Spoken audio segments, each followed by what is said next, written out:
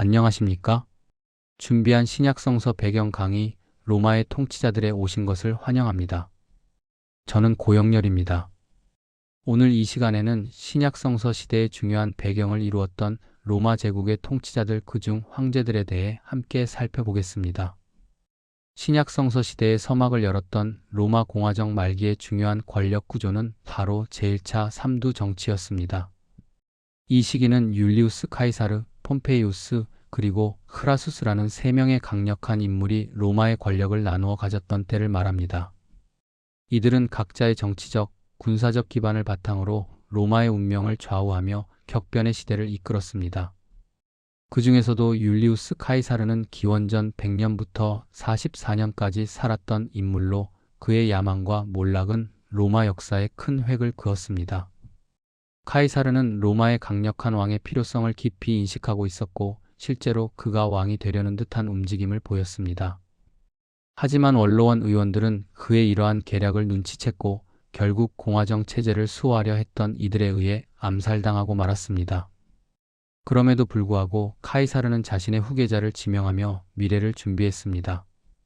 그는 18세밖에 되지 않은 자신의 조카 손주 가이우스 옥타비우스를 양자로 맞아들이고 그를 자신의 상속자로 지명했습니다. 이 결정은 로마의 역사뿐만 아니라 신약성서 시대의 배경에도 지대한 영향을 미치게 됩니다. 카이사르의 죽음 이후 로마는 다시 한번 혼란에 빠졌고 이어서 제2차 삼두 정치가 등장합니다. 이 시기 로마 제국은 사실상 3명의 권력자에 의해 분할 통치되었습니다. 카이사르의 양자인 옥타비아누스는 제국의 서쪽을 다스렸고 이곳은 라틴어 문화권이었습니다. 반면 안토니우스는 헬라어 문화권인 동쪽을 차지했습니다. 그리고 레피두스는 최고 신관인 폰티펙스 막시무스의 직책을 맡으며 한 축을 담당했습니다. 이 분할은 로마 제국의 지배 구조를 명확히 보여주는 동시에 향후 로마의 권력 다툼을 예고하는 것이었습니다. 옥타비아누스가 아우구스투스 황제가 된 이후 그는 제국의 안정과 후계 문제에 깊이 몰두했습니다. 특히 율리아는 아우구스투스의 유일한 친딸이었기 때문에 그녀의 혼인은 로마의 황실 혈통을 잇는 데 매우 중요했습니다. 율리아는 첫 번째로 사촌인 마르켈루스와 결혼했지만 그는 일찍 세상을 떠났습니다. 이후 아우구스투스는 자신의 충성스러운 총사령관이었던 아그리빠와 율리아를 재혼시켰습니다. 아그리빠가 사망하자 아우구스투스의 두 번째 부인 리비아의 아들이자 양아들이었던 티베리우스와 율리아를 결혼시켰습니다. 예수님이 탄생하던 시기 로마의 황제가 바로 티베리우스입니다. 티베리우스는 은둔의 황제로 알려져 있습니다.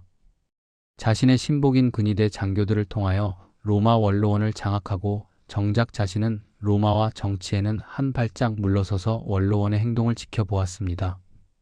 이처럼 아우구스투스의 황실 혈통을 잇기 위한 강한 집착이 만들어낸 황제가 티베리우스입니다.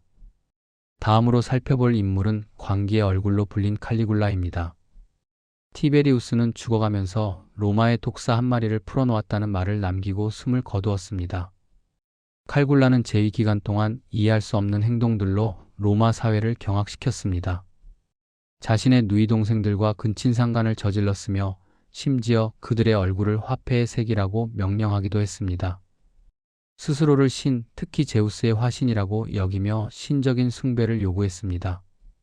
또한 바다의 신 넵투누스와 전쟁을 벌인다며 병사들에게 전리품으로 조개를 모아오라고 명령하는 기행을 보이기도 했습니다. 심지어 자신의 말을 원로원 의원으로 임명하려 시도하는 등 정치적 기행으로 가득한 통치를 펼쳤습니다.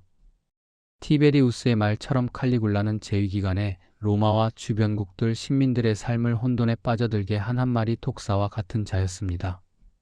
이러한 칼리굴라의 광기는 로마뿐만 아니라 예루살렘 성전에도 미쳤습니다. 그는 유대인들의 신성한 장소인 예루살렘 성전에 자신의 상을 세우라고 명령했습니다. 이는 유대인들에게는 절대 용납할 수 없는 모욕이었고 심각한 갈등을 초래할 수 있는 상황이었습니다. 다행히도 그의 부하 중 한 명이 유대인들과의 갈등을 염려하여 지혜롭게 이 명령을 이행하지 않고 시간을 끌었습니다. 하지만 칼리굴라는 결국 그의 근위대에게 암살당하며 광기의 생애를 마감했습니다. 칼리굴라에 이어 로마를 다스렸던 네로는 기독교인들에게 잔혹한 박해자로 기억됩니다. 그는 로마 대화제의 원인을 기독교인들에게 돌리고 그들을 횃불로 삼아 자신의 정언을 밝혔다는 기록이 있습니다.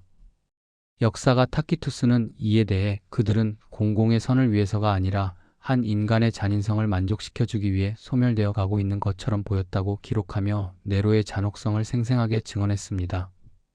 이는 신약성서 시대 기독교인들이 겪었던 고난을 잘 보여줍니다. 네로 치하에서 베드로와 바울이 순교를 당하였습니다. 하지만 그의 기독교인에 대한 탄압은 로마가 지배하는 모든 나라가 아니라 로마에 국한되었습니다. 다음으로 장군에서 황제로 등극한 티투스를 살펴보겠습니다. 티투스는 아버지인 베스파시아누스 황제의 아들이자 후계자로 아버지의 명을 받들어 유대와의 전쟁을 승리로 이끌었습니다. 이 전쟁으로 예루살렘 성전이 불타버렸습니다.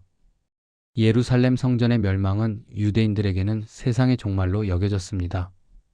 성전의 멸망은 마가복음 13장의 배경이 되었습니다. 티투스의 재위 기간 동안 여러 중요한 사건들이 있었습니다. 가장 대표적인 것은 베수비오 화산이 폭발하여 폼페이가 매몰된 비극적인 사건입니다. 또한 그는 유대 하스모니안 왕조의 황녀 베레니케와의 로맨스로도 유명합니다. 무엇보다 그의 통치 기간 중 로마의 상징 중 하나인 거대한 콜로세움이 완공되었습니다. 콜로세움을 세우는데 예루살렘 성전에서 약탈한 많은 금은 보화가 사용되었습니다. 이처럼 티투스는 로마의 중요한 변화와 사건들을 함께 겪은 황제였습니다. 마지막으로 도미티안 황제입니다. 그는 의심과 독재로 점철된 생애를 보냈습니다. 일각에서는 그가 친형인 티투스를 독살했다는 소문이 돌았을 정도로 의심이 많았던 인물입니다. 플라비우스 왕조의 마지막 황제였던 도미티안은 권력을 공고히 하기 위해 독재적인 통치를 펼쳤으며 수많은 반대파를 숙청했습니다. 결국 그 역시 암살당하며 플라비우스 왕조의 막을 내렸습니다. 그의 통치는 로마 제국의 통치자들이 가졌던 권력의 어두운 면모를 보여줍니다. 많은 학자들에 따르면 도미티안은 로마가 공인한 종교 외에는 어떤 종교도 인정하지 않았습니다. 그 과정에서 많은 종교들이 탄압을 받았습니다. 그 중에 기독교가 있었습니다. 그의 잔혹한 기독교인의 탄압의 결과가 요한계시록입니다. 지금까지 살펴본 로마 통치자들의 연대기를 정리해 보겠습니다. 로마는 제1차 삼두 정치로 시작하여 제2차 삼두 정치를 거쳐 아우구스투스 황제가 창설한 율리우스 클라우디우스 왕조 그리고 이어서 플라비우스 왕조로 이어지는 황제들의 시대를 맞이했습니다. 이처럼 격동의 시대를 보낸 로마 통치자들의 복잡한 관계와 통치 방식은 신약 성서가 기록되고 초기 기독교가 형성되는 데 지대한 영향을 미쳤습니다. 이는 신약 성서 세계의 정치적 그리고 영적인 배경을 형성하는 데 매우 중요한 요소가 되었습니다.